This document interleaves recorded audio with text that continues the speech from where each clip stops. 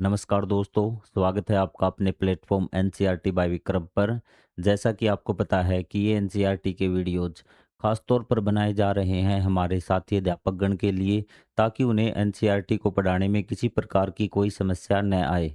तो दोस्तों, जो ये हमारी सीरीज़ है एनसीईआरटी की लाइन बाय लाइन एक्सप्लेनेशन की, इसमें हमने आपकी कक्षा के सभी विषय पढ़ाए हुए हैं। यदि आप कोई अन्य विषय भी लाइन बाय लाइन पढ़ना चाहते हैं या कंप्लीट हिंदी विषय लाइन बाय लाइन समझना चाहते हैं, साथ में किसी भी विषय के क्वेश्चन आंसर करना चाहते हैं, तो चैनल के प्लेलिस्ट वाले सेक्शन में जाइए। आपको हर विषय की प्लेलिस्ट मिल जाएगी अलग से, और साथ में क्वेश्चन आंसर की भी। तो ज़्यादा समय मैं आपका वेस्ट नहीं करूंगा। जो आज का हमारा चैप्टर रहेगा वो रहेगा चैप्टर नंबर 6, जिसका नाम है मेरी माँ। जो ये हमारे क्रांतिकारी हैं राम प्रसाद बिस्मिल, इनके बारे में ये अध्याय है, और इनके बारे में देखेंगे कि किस प्रकार की उन्हें में देशभक्ति की भावना थी।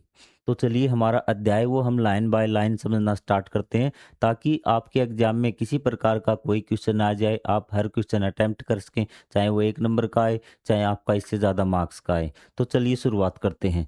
तो स्टार्टिंग में थोड़ा सा उनके बारे में बताया गया है, राम प्रसाद बिस्मिल के बारे में, कि वो किस प्रकार के व्यक्तित्व था उनका, किस प्रकार के व्यक्ति थे वो। तो यहाँ पे बताया गया है कि श्री राम प्रसाद बिस्मिल बड़े होनहार थे। ठीक है, गजब के शायर थे। मतलब वो क्या थे कि जबरदस्त आपके वो शायरी भी करते थे, देखने में बहुत सुंदर थे और योग्य बहुत थे। जानने वाले कहते हैं यदि किसी और जगह, मतलब कि जो उनको जानते हैं ना, तो उन्होंने ये बात बताई है क्या, कि यदि वो किसी और जगह या किसी और देश या किसी और समय पैदा हुए होते, कि वो जिस टाइम उनका जन्म हुआ तो उस टाइम वो क्या था कि हमारा भारत अंग्रेजों का गुलाम था, तो वे जिस जैसी उनकी योग्यता थी, तो उस पद तक वो नहीं पहुंच पाते, क्योंकि गुलाम को कौन बड़ा पद देगा। ठीक है, तो वो क्या हुए कि गुलाम भारत में पैदा हुए। तो तो तो जो उनको जानने वाले हैं ना, वो कहते हैं कि यदि वो और कहीं पैदा हो जाते ना, कि जो देश गुलाम नहीं होता, यदि वो ऐसे देश में पैदा हुए होते, तो वो सेना अध्यक्ष बनते भी। उनका इस प्रकार का व्यक्तित्व था कि वो आपके बलवान थे, ठीक है, आपके होशियार थे, मतलब हर प्रकार से वो निपुण थे। और ये बात उनके बारे में किसने कही थी? यह कहना है हमारे देश के प्रसिद्ध स्वतंत्रता सेनानी भगत सिंह का, बिस्मिल के बारे में, कि भगत सिंह जी ने बताया था बिस्मिल के बारे में, यदि बिस्मिल आज़ाद भारत में पैदा हुआ होता, कि भारत आज़ाद होने के बाद या फिर किसी अन्य आज़ाद देश में पैदा हुआ होता, तो वो क्या बनते? सेना अध्यक्ष बनते। इस प्रकार की योग्यता थी राम प्रसाद बिस्मिल में।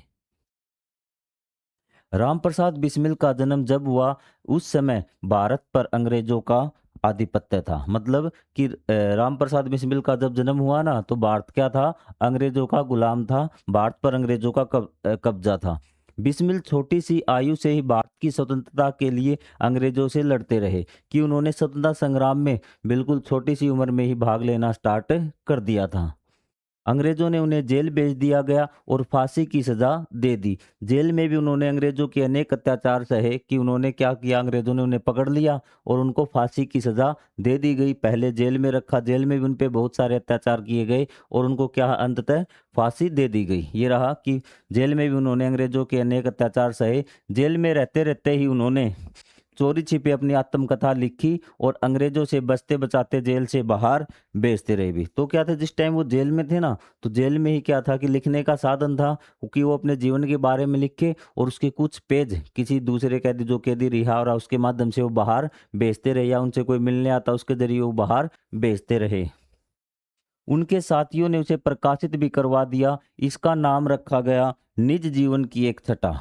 तो उन्होंने कहा, प्रकाशित मतलब उसको छपवा के पब्लिश करवा देना, उसकी बुक बनवा देना। तो उनके जो साथी थे, उन्होंने जो अपने जीवन के बारे में लिखा, उनके सभी पेजों को इकट्ठा किया, उनकी एक बुक छपवा दी गई। और उनकी जो आत्मकथा का नाम है ना, वो है निज जीवन की एक छटा। आपसे ये है, आपका 1 नंबर का क्वेश्चन बनता है कि राम प्रसाद बिस्मिल की जीवन कथा का क्या नाम था, आत्मकथा का क्या नाम था? वो था निज जीवन की एक छटा। इस पुस्तक ने अंग्रेजों के होश उड़ा दिए भी। जब ये पुस्तक छपी ना, तो इस पुस्तक ने अंग्रेजों के होश उड़ा दिए। लोगों में अंग्रेजों के विरुद्ध क्रोध और बढ़ गया, क्योंकि उन्होंने अपने जीवन के बारे में लिखा कि किस प्रकार से अंग्रेजों ने अत्याचार करा भारत पे। तो अंग्रेजों के प्रति ना लोगों में गुस्सा और ज्यादा बढ़ गया। इस तरह इस आत्मकथा के कारण अंग्रेज बिस्मिल को फांसी देने के बाद भी उन्हें हरा न सके कि अंग्रेजों ने उनको फांसी तो दे दी, लेकिन उनकी आत्मकथा के माध्यम से लोग और ज़्यादा राष्ट्रवाद की भावना पैदा होती गई लोगों में। तो उसके बाद भी क्या हुआ कि अंग्रेज उन्हें हरा न सके, क्योंकि जो काम उन्हें करना था वही काम अब उनकी जो जीवनी थी आत्मकथा वो बुक कर रही थी, क्योंकि लोग उनका काम क्या था कि अंग्रेजों को भगाना, ठीक है, लोगों को राष्ट्र भावना पैदा करना। और वो काम अब उनके जाने के बाद कौन कर रही थी? उनकी जो आत्मकथा थी वो बुक कर रही थी। आपको मतलब समझ में आया? इस आत्मकथा के माध्यम से आज भी बिस्मिल हमारे मस्तिष्क में जीवित है। आज भी यह आत्मकथा लोगों को प्रेरित करती है। क्या आप भी उनकी आत्मकथा को पढ़ना चाहते हैं? क्या कहा? हाँ, तो यह प्रस्तुत है उनकी आत्मकथा का एक अंश। उसने कहा कि आज भी वो क्या है कि अपनी आत्मकथा के माध्यम से हमारे बीच में उपलब्ध है, क्योंकि हम उनके बारे में जान सकते हैं उनकी आत्मकथा पढ़कर। तो क्या आप भी उनकी आत्मकथा पढ़ना चाहते हैं? यदि हाँ, तो हम इस माध्यम से उनकी आत्मकथा का एक अंश है, मतलब उनकी जो आत्मकथा लिखी थी ना पूरी उन्होंने, तो उनमें से कुछ हिस्सा लिया गया उस आत्मकथा में से, तो वो आज हम इस अध्याय में पढ़ेंगे। यदि आपको कंप्लीट पढ़नी है तो आप नेट पे सर्च कर लेना, पीडीएफ वगैरह आपको मिल जाएगी, या फिर लाइब्रेरी से बुक ही मंगवा लेना। और बुक का नाम आपको बता दिया, निज जीवन की एक छटा। ये हमारे राम प्रसाद बिस्मिल जी की आत्मकथा है। तो चलिए शुरुआत करते हैं। लखनऊ कांग्रेस में जाने के लिए मेरी बड़ी इच्छा थी। अब इस मेरी बड़ी इच्छा थी, मेरी का ये जो आत्मकथा है, ये जो लाइनें लिख रहा है, ये लिखी राम प्रसाद बिस्मिल जी ने। तो जो मेरी जो शब्द यूज होगा, मेरा या मेरी, इसका मतलब है राम प्रसाद बिस्मिल। तो ये कह रहा है कि उनकी जो थी लखनऊ कांग्रेस में जाने की बड़ी इच्छा थी भी, ठीक है। दादी जी और पिताजी तो विरोध करते रहे। उनकी जो दादाजी थी और जो पिताजी थे वो कहते थे तुम कांग्रेस में क्यों जा रहे हो भी, ठीक है, क्योंकि कांग्रेस क्या थी, आज़ादी के लिए लड़ रही थी, क्योंकि क्यों अपना जीवन तुम बर्बाद कर रहे हो। किंतु माताजी ने मुझे खर्च दे ही दिया और माताजी ने उनको पैसे दे दिए वहां जाने के लिए। उसी समय शाहजहाँपुर में सेवा समिति का आरंभ हुआ था भी, ठीक है, एक सेवा समिति थी, एक समूह था, ठीक है, उसका आरंभ हुआ था। मैं बड़े उत्साह के साथ सेवा समिति में सहयोग देता था। और वो क्या करते थे, जो सेवा समिति स्टार्ट होती है ना, जो समूह स्टार्ट हुआ था सेवा के लिए, तो उसमें क्या थे, वो योगदान देते, वहां जाके वो काम वगैरह करवाते थे। पिताजी और दादी जी को मेरे इस प्रकार के कार्य अच्छे न लगते थे। उनको क्या है, उनके जो पिताजी थे और दादी जी थी, उनको ये सब कार्य पसंद नहीं थे। ये बातें कौन बता रहे हैं? खुद राम प्रसाद बिस्मिल जी बता रहे हैं। किंतु माताजी मेरा उत्साह भंग न होने देती, जिसके कारण उन्हें अक्सर पिताजी की डांट फटकार तथा दंड सहन करना पड़ता था। उसने कहा कि लेकिन जो मेरी माताजी थी वो मेरा साथ देती थी, और जिसके कारण, क्योंकि पिताजी को वो बात पसंद नहीं थी, पिताजी उनकी माताजी को भी डांट देते थे कई बार कि तुम ऐसा करवा रही हो, ठीक है। तो ये बात आपको समझ में आ गई? ठीक है, डांट फटकार और दंड सहन करना पड़ता था माताजी को भी। वास्तव में मेरी माताजी देवी है। मुझ में जो कुछ जीवन तथा साहस आया वह मेरी माताजी तथा गुरुदेव श्री सोमदेव जी की कृपाओं का ही परिणाम है। अब आपको दो एक वर्ड और आपका आ गया, उनके गुरु का क्या नाम था? सोमदेव जी उनके गुरु का नाम था। उन्होंने कहा कि मेरे अंदर जो साहस आया, जो काम मैंने किए, उसमें ज़्यादातर सहयोग किसने दिया, कि जो उसका श्रेय जाता हो, किसको जाता है? मेरी माताजी और गुरु सोमदेव जी को जाता है भी। दादी जी और पिताजी मेरे विवाह के लिए बहुत अनुरोध करते, किंतु माताजी यही कहती थी कि शिक्षा पा चुकने के बाद ही विवाह करना उचित होगा। तो उसकी जो दादी जी थी और पिताजी, वो कहते थे इसका विवाह कर दिया जाए, लेकिन माताजी ने कहा कि एक बार इसको पढ़ लिखने लेने दो, पढ़ाई पूरी होने के बाद इसकी शादी करेंगे। माताजी के प्रोत्साहन तथा सद्व्यवहार ने मेरे जीवन में वह दृढ़ता उत्पन्न की कि किसी आपत्ति तथा संकट के आने पर भी मैंने अपने संकल्प को न त्यागा। उसने कहा कि जो मेरी माताजी ने मुझे प्रोत्साहन दिया, जो मुझे सिखाया, उसके कारण मेरे जीवन में चाहे कितनी भी कठिनाई आई हो, तो मेरा ध्यान भंग नहीं हुआ, मतलब मैं पीछे नहीं हटा। मेरी माताजी ने मेरा क्या किया, बहुत ज़्यादा प्रोत्साहन और बहुत सारी चीज़ें मुझे सिखाई। मतलब ये लेसन है उनके बारे में और उनकी माताजी के बारे में। आपको चीजें अभी तक समझ में आ रही हैं सारी? एक समय मेरे पिताजी दीवानी मुकदमे में किसी पर दावा करके वकील से कह गए थे कि जो काम हो वह मुझसे करा ले भी। तो उसने कहा एक बार दीवानी मुकदमा क्या होता है भी? एक तो मुकदमा होता है जिसमें आपने अपराध कर दिया हो, वो होता है फौजदारी का मुकदमा कि आपको सजा मिलेगी। और एक मुकदमा होता है दीवानी मुकदमा, जिसमें आपका कोई प्रॉपर्टी का विवाद हो, ये प्रॉपर्टी मेरी है, दूसरा कहे मेरी है, तो आपका मुकदमा हो जाए, कोई आपके और किसी प्रकार का ऐसा संपत्ति का हो, ठीक है? या किसी संबंधों का जैसे आपका तलाक का मुकदमा हो गया, वो दीवानी मुकदमा आएगा, ठीक है? तो उसमें क्या होगा कि उसने कहा कि जो मेरे पिताजी थे ना, तो वकील को ये कह के चले गए कि जो काम करवाना हो ना, तो बिस्मिल जी से करवा लेना, राम प्रसाद से करवा लेना, मैं कहीं बाहर जा रहा हूँ, ये उनके पिता कहकर चले गए भी। कुछ आवश्यकता पड़ने पर वकील साहब ने मुझे बुलावा भेजा और कहा कि मैं पिताजी के हस्ताक्षर वकालतनामे पर कर दूं। तो उसने कहा कुछ कोई काम हुआ और वकील क्योंकि उसके पिताजी तो बाहर चले गए थे, तो वकील किसको बुलाएगा? राम प्रसाद जी को बुलाएगा और कहा कि कुछ काम है, और राम प्रसाद बिस्मिल को बुला लिया। ठीक है। मैंने तुरंत उत्तर दिया कि यह तो धर्म के विरुद्ध होगा भी। अब काम क्या था अभी? ठीक है, बुला भेजा और कहा कि मैं पिताजी के हस्ताक्षर वकालतनामे पर कर दूं। जो वकालतनामा था, जो रिपोर्ट बनाई थी वकील पे, तो उसने कहा कि अपने पिता के साइन कर दो भी। ठीक है। मैंने तुरंत उत्तर दिया कि यह तो धर्म के विरुद्ध होगा, इस प्रकार का पाप मैं कदापि नहीं कर सकता। उसने कहा कि ये जो है ना काम, कि मुझे मेरे पिता के साइन करने हैं, ये गलत काम मैं नहीं करूंगा, ये मेरे धर्म के खिलाफ होगा। वकील साहब ने बहुत समझाया कि मुकदमा खारिज हो जाएगा। उसने कहा कि अगर तुम साइन नहीं करोगे ना, तुम्हारे पापा जी यहाँ पर है नहीं, तो तुम केस हार जाओगे भी। तुम्हारे पापा जी केस हार जाएंगे, तुम्हारे पिताजी भी, क्योंकि वो बाहर गए हैं, साइन करने बहुत जरूरी है। किंतु मुझ पर कुछ भी प्रभाव न हुआ, न मैंने हस्ताक्षर किए। मैं अपने जीवन में हमेशा सत्य का आचरण करता था, चाहे कुछ हो जाए सत्य बात कह देता। तो उसने कहा, और मैंने हस्ताक्षर नहीं किए। मैंने कहा अगर मुकदमा हारते हैं ना, तो हार जाए, मैं गलत काम नहीं करूंगा। मैं हमेशा सच का साथ दिया है और सत्य ही बोलूंगा और सत्य पर ही डिपेंड रहूंगा पूरे जीवन भर। तो ये देखिए कि मुकदमा हार रहे थे, फिर भी उन्होंने क्या किया, झूठ का सहारा नहीं लिया, साइन नहीं किए, सिग्नेचर नहीं किए। यहाँ से देखियो किस प्रकार से सत्य के रास्ते पर थे भी। 11 वर्ष की उम्र में माताजी विवाह करके शाहजहाँपुर आई थी भी। अब आ गई बात कहाँ पे, उनके जब पिताजी का विवाह हुआ था भी। ठीक है। ठीक है, बिल्कुल स्टार्टिंग पे पहुंच गई है कि 11 वर्ष की उम्र में माताजी विवाह करके शाहजहाँपुर आ गई। उस समय वह नितांत अशिक्षित एक ग्रामीण कन्या के समान थी भी। तो उसने कहा कि 11 वर्ष की आयु में उनकी माताजी की शादी हो गई थी, और जब वो दुल्हन बन के आई ना, तो नितांत अशिक्षित मतलब कि वो पढ़ी लिखी नहीं थी, अनपढ़ थी भी। एक ग्रामीण कन्या के समान थी, एक गांव की लड़की के समान, जिसको जो आप एक अशिक्षित लगा सकते हैं, अनपढ़ मान सकते, जिसको कुछ न आता हो भी। शाहजहाँपुर आने के थोड़े दिनों बाद दादी जी ने अपनी छोटी बहन को बुला लिया भी। जो उनकी दादी जी थी ना, उसने अपनी छोटी बहन को बुला लिया। उन्होंने माता जी को गृह कार्य की। ठीक है। ये देखिए यहाँ पे आपको, ये उनकी माता जी है, ये इनकी दादी जी हो गई, ये उनकी दादी जी की बहन हो गई। इन्होंने आके क्या किया, इनकी जो माता थी उस टाइम पे 11 वर्ष उनकी आयु, जब उनकी शादी उनकी माता की, तो इनको गृह कार्य, घर के कार्य सिखाए भी, शिक्षा दी। थोड़े दिनों में माताजी ने घर के सब कामकाज को समझ लिया और भोजन आदि का ठीक-ठाक प्रबंध करने लगी। मतलब 11 वर्ष की आयु में लड़की को ज़्यादा कुछ नहीं आता। अब आप में से कुछ बच्चे जिनकी उम्र 11 साल से बड़े होगा, तो उनकी माताजी ने ये काम सारे सीख लिए और भोजन बनाने लगी। मेरे जन्म होने के 5 या 7 वर्ष बाद उन्होंने हिंदी पढ़ना आरंभ किया। उसने कहा कि जब मेरा जन्म, स्टार्टिंग में तो अनपढ़ थी, जब उसका जन्म हुआ तो उसके 5 या 7 वर्ष बाद उन्होंने क्या किया, हिंदी पढ़ना आरंभ किया।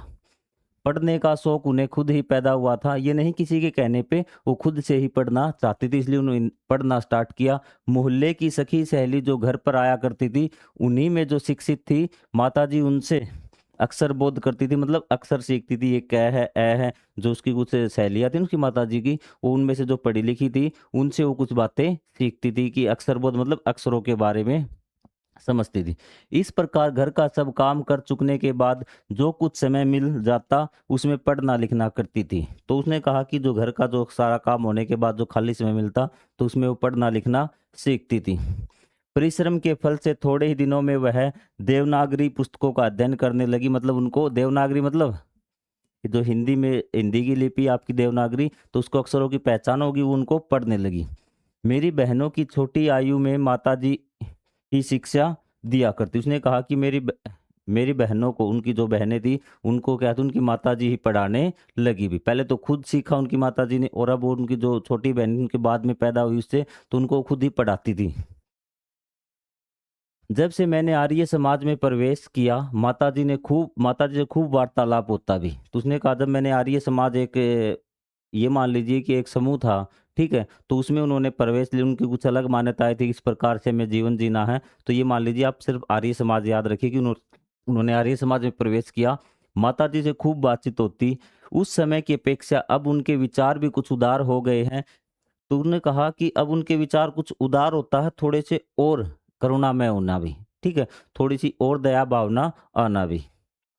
ठीक है। यदि मुझे ऐसी माता न मिलती तो मैं भी अति साधारण मनुष्य की भांति संसार चक्कर में फंसकर जीवन निर्वाह करता। उसने कहा यदि मुझे ऐसी माता नहीं मिलती ना कि जैसे मेरी माँ के विचार थे, ठीक है, अगर वैसी नहीं होती, वो भी औरों की तरह होती का आपका क्या करना कि बच्चों के लिए खाना बनाना, बस आपका काम करके अपनी ड्यूटी पूरी कर देना, ठीक है। मुझे ऐसी होती तो मैं भी बाकी लोगों की तरह पैदा होता और मर जाता, मेरा जीवन चक्र में कंप्लीट करके चला जाता। आज आप लोग मेरे बारे में न पढ़ रहे होते, मैं यहाँ तक नहीं पहुँचता।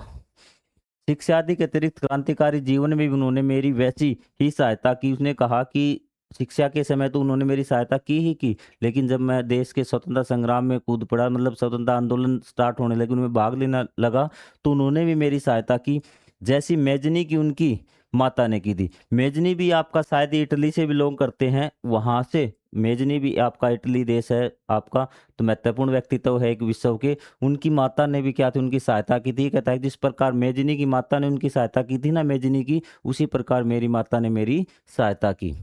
माताजी का सबसे बड़ा आदेश मेरे लिए यही था कि किसी भी प्राण हानि न होवी। तो उसने कहा कि मेरी माताजी का सबसे बड़ा जो शिक्षा थी वो मेरे लिए यही था कि किसी की प्राण हानि न हो, मतलब किसी को मारना नहीं नहीं है भी। उनका कहना था कि अपने शत्रु को भी कभी प्राणदंड न देना। उनके इस आदेश की पूर्ति करने के लिए मुझे मजबूरन 2-1 बार अपनी प्रतिज्ञा भंग करनी पड़ी भी। उसने कहा कि मेरी माँ ने कहा था कि किसी को मारना नहीं है भी, चाहे वो तुम्हारा दुश्मन ही क्यों न हो। तो उसने कहा कि उनके इस आदेश के पालन के लिए, उनके इस आदेश की पूर्ति करने के लिए, कौन-सा आदेश, किसी को मारना नहीं है, मुझे मजबूरन 2-1 बार अपनी प्रतिज्ञा भंग करनी पड़ी कि मुझे अपनी खुद की प्रतिज्ञा भंग करनी पड़ी, मुझे मारना था, मैंने उनको छोड़ दिया भी। ठीक है? या फिर ये मतलब है इसका कि मुझे मजबूरन 1-2 बार अपनी प्रतिज्ञा भंग करनी पड़ी या फिर मार दिया भी? ये आप कमेंट में ज़रूर बताना कि मैंने दोनों तरीके बताए, इस लाइन को पढ़ना एक बार। जब मैं आपको क्वेश्चन आंसर करवाऊँगा ना, तब आपको बताऊँगा कि इसका मतलब क्या था, तो आपको पढ़ना। उनका कहना था कि वो अपने शत्रु को कभी भी प्राण न देना। उनकी इस आदेश की पूर्ति करने के लिए मुझे मजबूरन 2-1 बार अपनी प्रतिज्ञा भंग करनी पड़ी। तो ये बताइए उन्होंने मार दिया, मारकर प्रतिज्ञा भंग की अपनी, या फिर छोड़कर? ये आपके लिए क्वेश्चन मैं छोड़ रहा हूँ।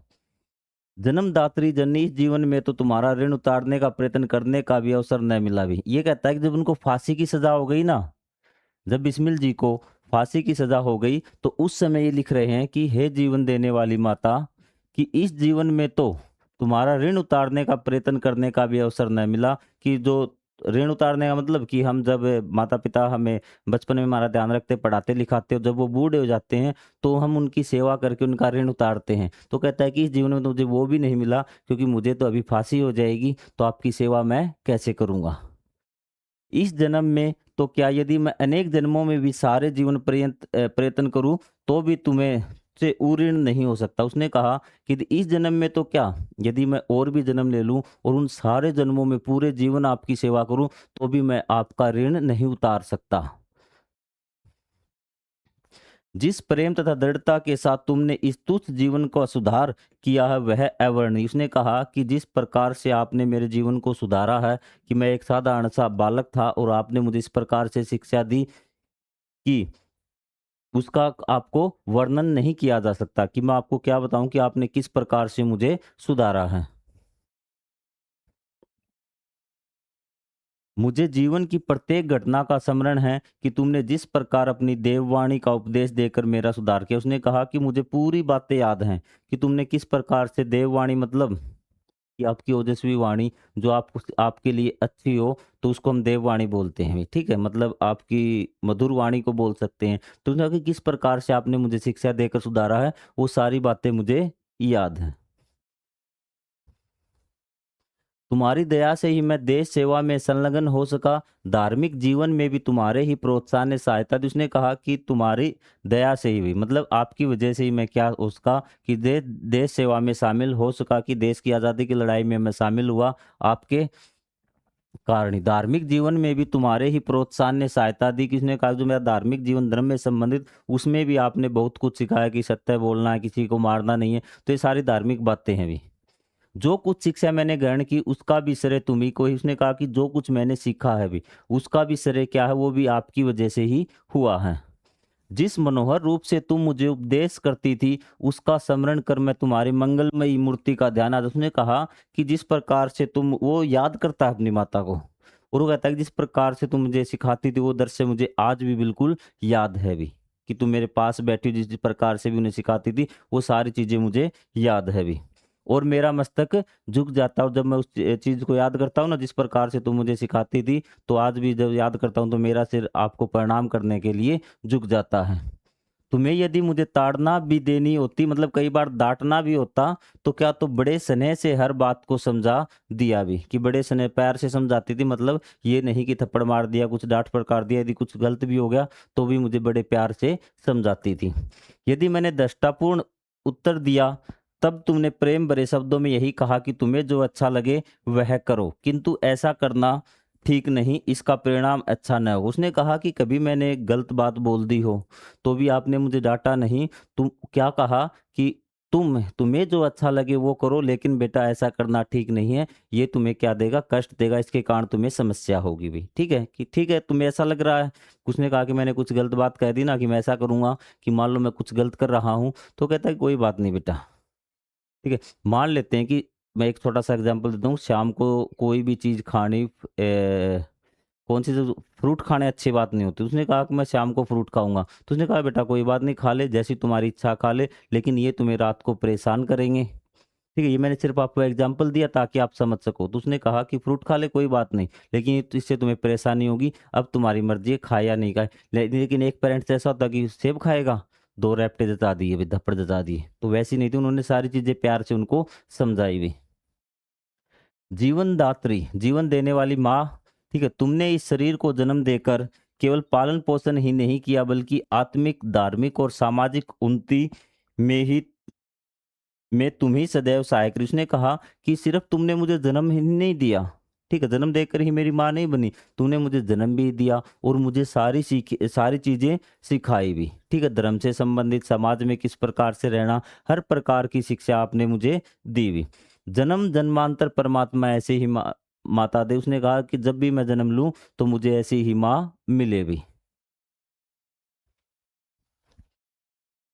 महान से महान संकट में भी तुमने मुझे अधीर नहीं होने दिया। किसने कहा चाहे कितनी भी बड़ी मुसीबत आ जाए, तुमने मुझे कभी भयभीत नहीं होने दिया, अधीर नहीं होने दिया। सदैव अपनी प्रेम भरी वाणी को सुनाते हुए मुझे सांत्वना देती रही। मुझे मतलब कि कोई भी चीज़ हो जाए, उसने कहा ठीक है बेटा कोई बात नहीं, सांत्वना देना, किसी का धीर बधाना कि ठीक है बेटा कोई बात नहीं, सारी चीज़ें क्या हैं आपकी ठीक हो जाएंगी, टेंशन लेने की आवश्यकता नहीं है। जब भी आपको कोई ऐसा कह देता ना, तो वो क्या था, आपको सांत्वना दे रहा है, आपका हौसला बढ़ा रहा है।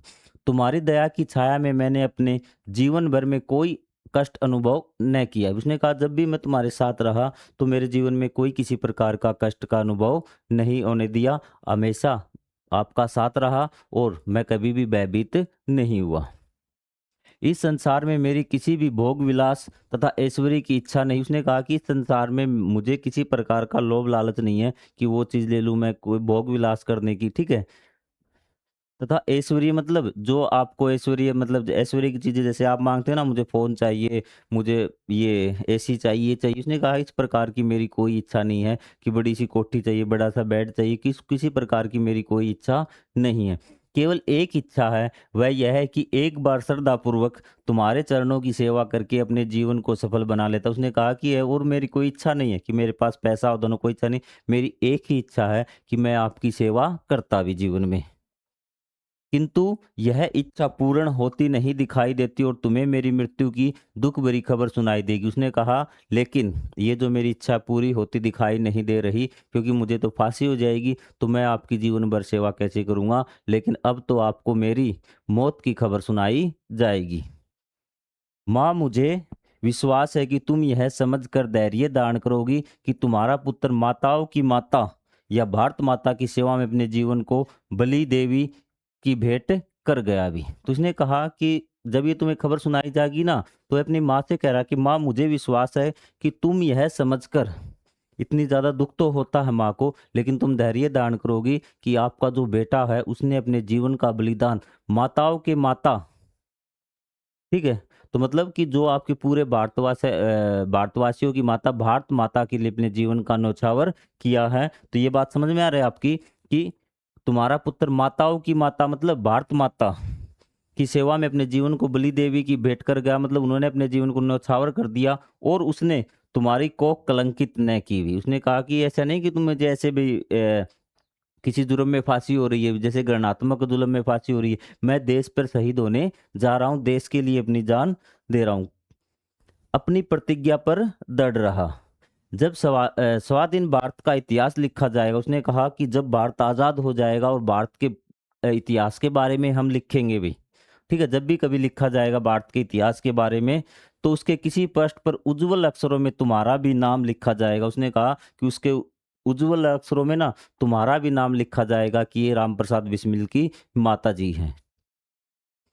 गुरु गोविंद सिंह जी की धर्मपत्नी ने जब अपने पुत्रों की मृत्यु की खबर सुनी तो बहुत प्रसन्न हुई थी। उसने कहा कि ऐसे ही गुरु गोविंद सिंह शायद ये आपके औरंगजेब के समय की बात होगी, ठीक है, तो उस समय औरंगजेब ने गुरु गोविंद सिंह उनके पुत्रों को मरवा, पहले पुत्रों को मरवाया, जब पुत्रों की मृत्यु की खबर उनकी माँ के पास गई, ठीक है, तो उनकी माँ प्रसन्न हुई थी और गुरु के नाम पर धर्म रक्षार्थ अपने पुत्रों के बलिदान पर मिठाई बांटी थी। और उन्होंने अपने पुत्रों के, उन्होंने कहा कि मेरे पुत्र तो क्या है आज देश के लिए, अपनी जन्मभूमि के लिए शहीद हुए हैं, तो उन्होंने उस समय मिठाई बांटी थी खुशी से भी।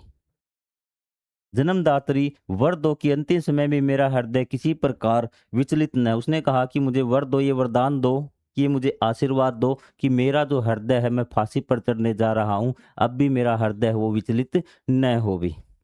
और तुम्हारे चरण कमलों को प्रणाम कर, और ये कहता कि तुम्हारे चरणों में मैं प्रणाम कर मैं परमात्मा का स्मरण करता हुआ शरीर त्याग करूं और मैं भगवान का ध्यान तुम्हारे जो आपके आपके आशीर्वाद दो मुझे कि मैं किसी प्रकार से भयभीत न हूं, मुझे फांसी होने वाली है, मैं तुम्हें प्रणाम करके भगवान का ध्यान करके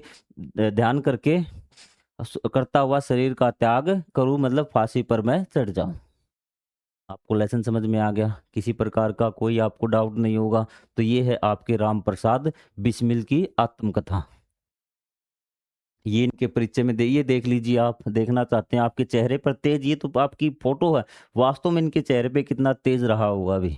भारत के स्वतंत्रता संग्राम में अनेक क्रांतिकारी वीरों ने अपना बलिदान दिया। सरफरोशी की तमन्ना जैसा तराना लिखने वाले राम प्रसाद बिस्मिल ने उन्हें क्रांतिकारियों में से एक थे।